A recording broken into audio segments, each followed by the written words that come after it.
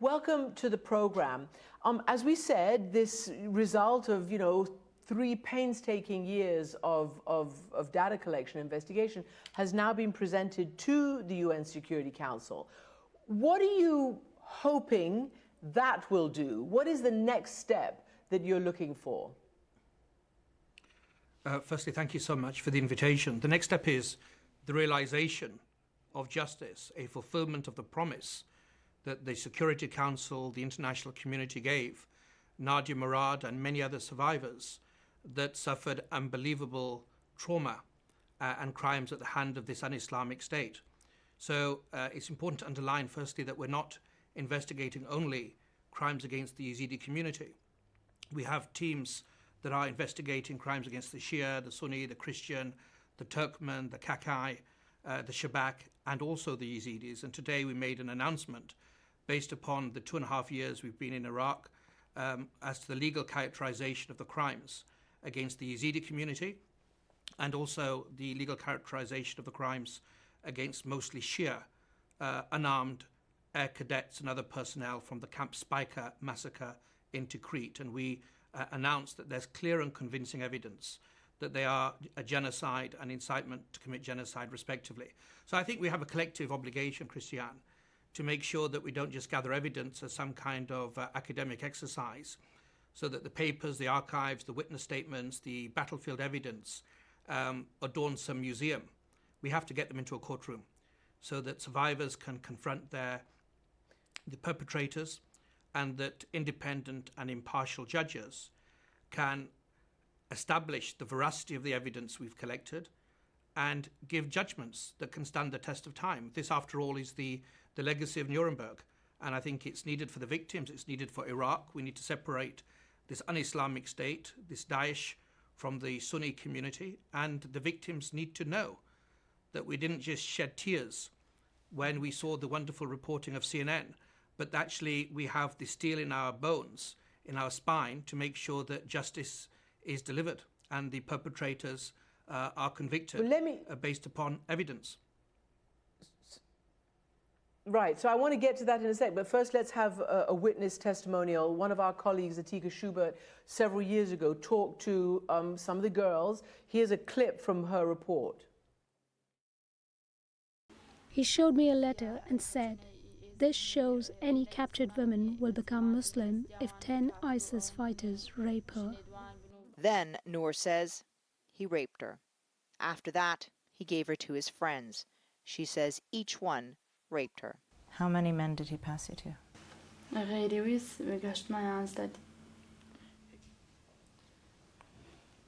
That's very difficult for anyone to hear, man or woman. So many girls and women were trafficked. Tell me, for sex, tell me how big a part of your investigation that was, how much evidence you were able to collect. I mean, massive, because the crimes were so targeted and so widespread. So we have collected thousands of witness accounts from our own investigations, from NGOs, from the Kurdish Regional Government of Iraq, and from the Federal Territory. We also have a specialist unit for crimes, sexual and gender-based crimes and crimes against children. And we have clinical psychologists. But, the testimonial is only one part of it. We have video evidence, we have publications by Daesh. They were not doing these crimes in the shadows.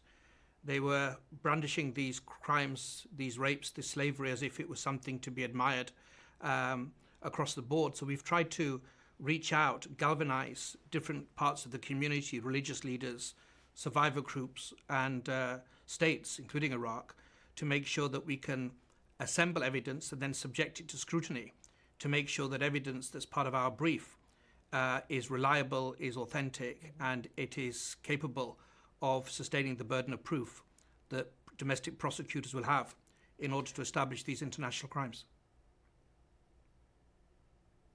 So you mentioned, the example set in Nuremberg, and then after that there was the International Criminal Tribunal at The Hague for the former Yugoslavia, Rwanda. There have been, there's the ICC now. I guess, clearly you need to put people before the court.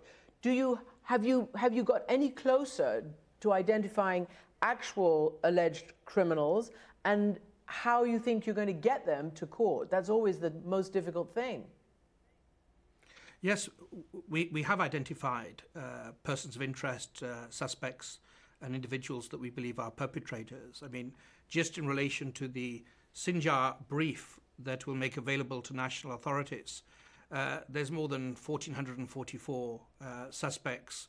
There's hundreds in relation to crimes in Sinjar, more than 120 in relation to crimes in Kojo, if one is zooming in, and 14 that are more developed case files that are annexed to our briefs. So we have got individuals, the same with Spiker, that are in our crosshairs.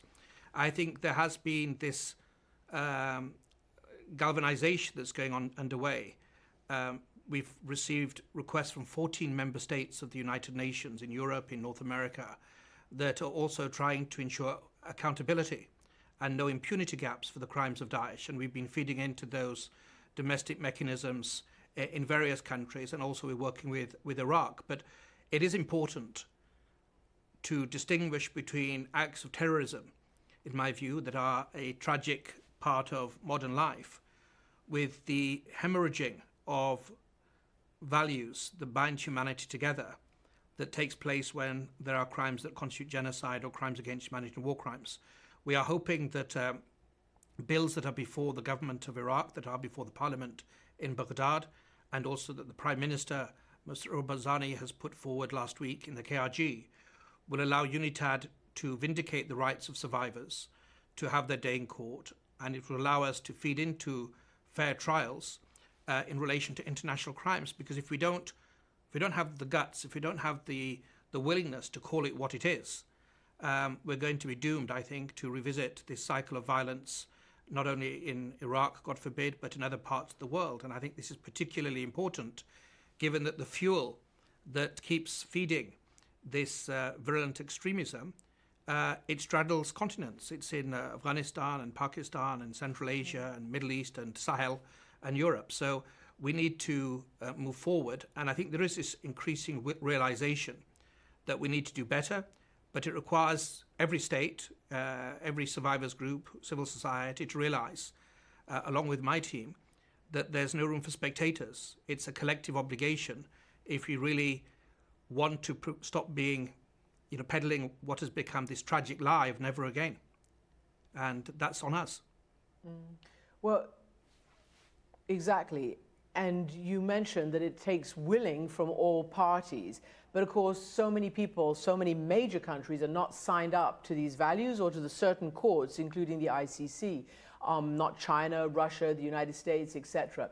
Can I ask you about your professional opinion, your judgment, as to what do you think the correct way to deal with China is after the United States has called what's happening to the Uyghurs genocide, some other countries as well, by no means, the majority.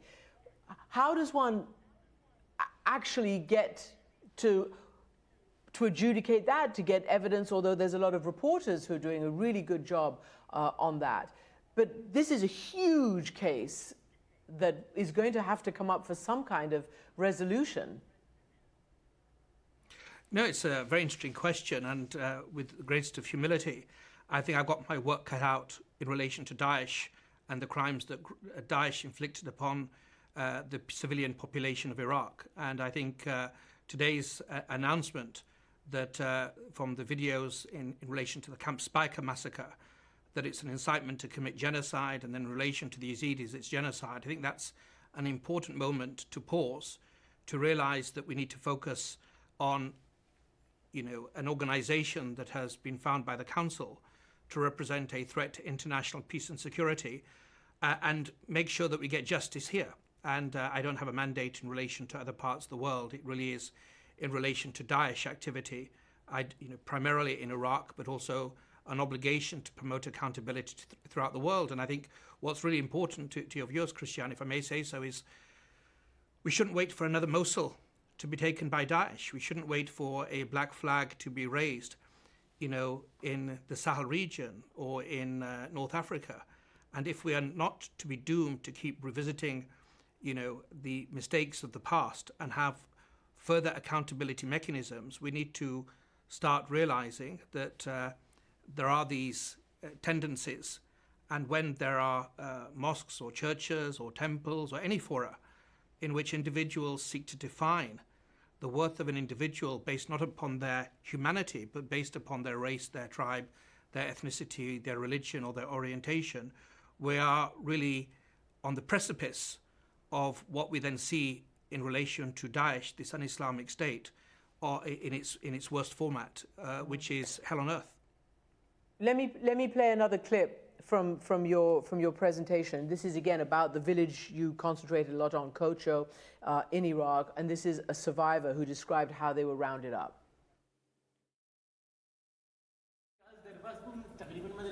When I got to the school, it was already almost full, because most people lived closer than I did. The school was crowded with hundreds of frightened villagers. This hallway was full of people. Some Daesh members came to us and told us to hand over all our belongings, our gold, money, and phones. According to call data records obtained by UNITAD, phone activity essentially ends as ISIL confiscates the villagers' means of communication. By later filtering out the phone numbers of survivors and victims, the team has been able to identify call activity of suspected perpetrators. That was really quite fascinating, the amount of data you were able to collect and doing what you see prosecutors on various TV shows doing with tracing the phones and that kind of data. How much of that did you have? This is a partnership. The key aspect of UNITAD is this partnership. So we have a wonderful team of lawyers, investigators, analysts, psychologists, and other experts that are international and Iraqi. But we've been working very closely with the government of Iraq in Baghdad, in the KRG, and also with the Global Coalition and other states that want to join hands to ensure that there is accountability. So we've been working, for example, a good example perhaps in terms of some of this. We worked with the Iraqi judiciary to execute warrants on the telecoms providers so that we got the call data records that then could be subjected to UNITAD's analysis. We've worked with military intelligence so that our experts have the software and the technical ability to crack phones and hard drives that were recovered from the battlefield that the Iraqis were not able to crack. And that's a rich vein of evidence and information that could be used to corroborate testimonial accounts. We could actually also pinpoint individuals that were persons of interest in relation to medical evidence or immigration records or payment rosters that Daesh had. So we've been, we came on the 31st of October 2018. I came with 5 staff to Baghdad. We now have 200. We didn't have a commission of inquiry that preceded us. We didn't have a fact-finding mission. We had a resolution, and this has been a partnership between members of the team and states, civil society, religious leaders, survivor groups, to make sure that we don't just come up with platitudes or promises, but we can actually try to insist on the reality of justice and accountability. Right. Can I ask you very briefly, I'm not asking you specific cases, but you have just been named as the next chief prosecutor of the International Criminal Court. There's a lot of complaints from within about, about too bureaucratic, too inflexible, lacking in leadership and accountability. And I want to know what your focus, what you hope to bring to your position as you take up the helm of this very important, international legal forum. I think my, independence, integrity, and also the humility to realize that this is a massive burden. It's much bigger than me. It's much bigger than any prosecutor. What we're involved in is an obligation that is built upon the suffering of the gas chambers of the Holocaust, as you mentioned, Yugoslavia, Rwanda, Sierra Leone, Cambodia, Iraq, and Syria. And it's an obligation that we should nurture this essential element of international justice so that it can grow ever stronger and protect and give shade amongst, over greater swathes of humanity. And I will be guided by the statute and hopefully the independence and the integrity and the experience I've managed to get over these past years.